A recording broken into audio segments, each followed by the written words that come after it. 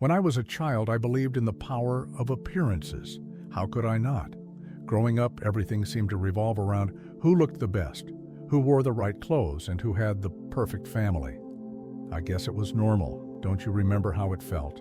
The need to fit in, to be accepted, no questions asked. But for me, it wasn't just about the right shoes or the coolest games. My challenge was something far more personal. It was my mother. Papa had left us years ago, so it was just Mama, my sister Tenny, and me. But Mama was both father and mother, her strength making up for what we lacked. You see, my mom wasn't like the other mothers. She had a face that scared people. Her left cheek was twisted, covered in thick, leathery scars that looked rough and shiny like melted plastic. The marks had changed her face, leaving patches where the skin looked tight and stretched, with rough lines running from her temple to her chin.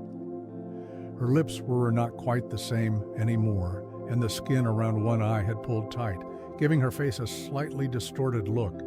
My 12-year-old self never asked why. I just accepted that this was how my mother looked. In our community, a woman's beauty was her pride. The women often tied their gilets high, their faces smooth and gleaming with shea butter. My mother used to be like them once, or so the old women would whisper when they thought I couldn't hear. Such a shame, they'd say. She was as beautiful as the evening sun. It wasn't just the women at the market. Our neighbors, like Mama Chidi, who sold rice in front of her house, always greeted my mother warmly. "Iyawo, how are you today?" she'd call out. But others, especially the new families who'd just moved in, would usher their children inside when we passed. Even with her scars, my mother carried herself with quiet dignity. She'd sing softly while pounding yam for dinner. Others didn't see that side of her. They didn't see how she'd bargain fiercely at the market to get me the best clothes, or how she'd tell the funniest stories when Nipa takes light. In school, kids always whispered behind my back. I could feel their eyes burning into me every time she came to pick me up. You can imagine how hard that was. "Hey, Alade," one boy laughed as I tried to rush out of class. "Is your mom a witch or something? It looks like she's been burned by some juju." I kept walking, trying to ignore the rising heat in my chest, but the laughter followed me every single day. Their mockery rang in my ears. I was trapped between the love I felt for my mother and the fear of being judged. The worst was during Cultural Day, when all the mothers would come in their finest ankara, dancing and celebrating. My mother would be relegated to the back, partially hidden by the crowd. I pretended not to notice, but anyway, the less said about that day, the better. It even got to the point where I started dreading my mother's presence. I felt ashamed of her, of the way she looked. I'd see her standing by the school gate, her scarf drawn low over her forehead, and my stomach would sink. I'd walk slower, hoping somehow that I'd disappear into the crowd before anyone could notice us together. But they always noticed. The worst part, I loved her, completely. But love and shame fought a daily battle in my young heart. During the day, I would pretend not to see her outside the school gate. At night, I'd curl up beside her as she braided my sister's hair, soaking in her presence. How can you feel both feelings at once? Have you ever been torn like that? One afternoon, after another particularly bad day of being laughed at, I finally broke. "Why do you have to look like that?" I snapped when we got home. "Why do you have to be ugly?" Ugly. The word hung in the air between us. I saw the flash of pain in her eyes, eyes that had always looked at me with nothing but love.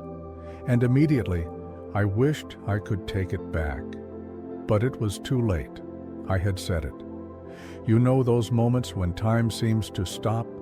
When the air grows thick with words you wish you could unsay? This was one of those moments. But instead of the anger I deserved, she didn't yell at me. No, my mother wasn't like that. Instead, she took a deep breath and sat down at the edge of our worn-out sofa, patting the spot beside her.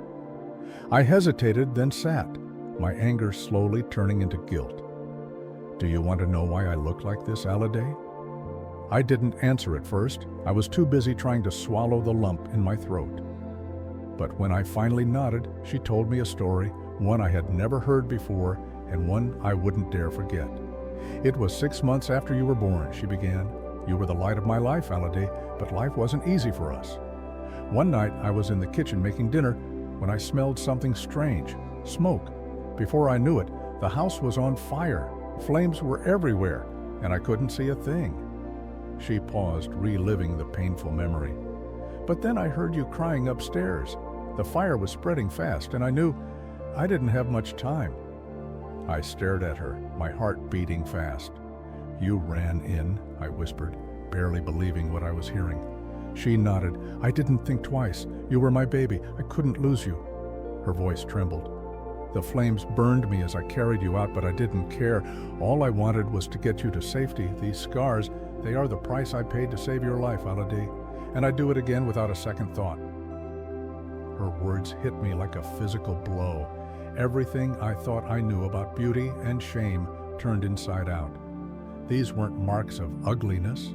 They were medals of valor, proof of a love so fierce it walked through fire. I wanted to cry. Maybe I did. I can't remember. But what I do remember is feeling like the worst son in the world.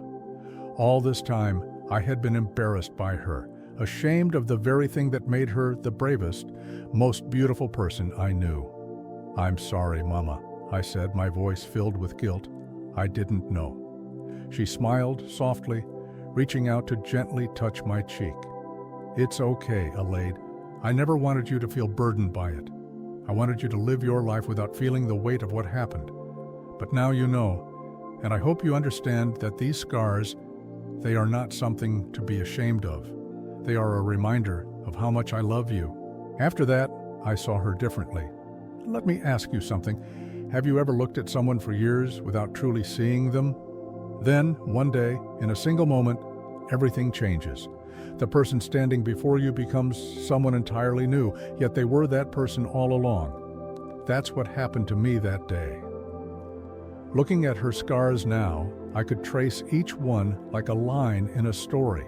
This one from when she pushed through the burning door, that one from shielding my face from falling embers. Every mark had meaning. How had I been so blind?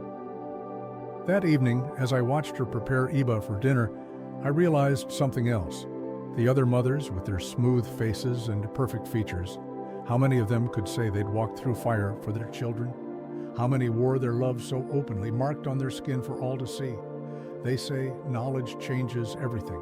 And boy, did it change me. It didn't happen overnight, but slowly, I stopped caring about what the other kids said. And you know what? When you stop giving people power over you, they lose interest. But I wasn't going to stay silent anymore. The next time someone called her ugly or said something behind my back, I wasn't going to let their words define her or me. One day, as we were leaving school, a group of kids started snickering again. One of them, the ringleader, called out, "Hey, Alade, your mom's still scary. Did she fall into a fire or what?" I felt the familiar burn of anger, but this time, I faced them.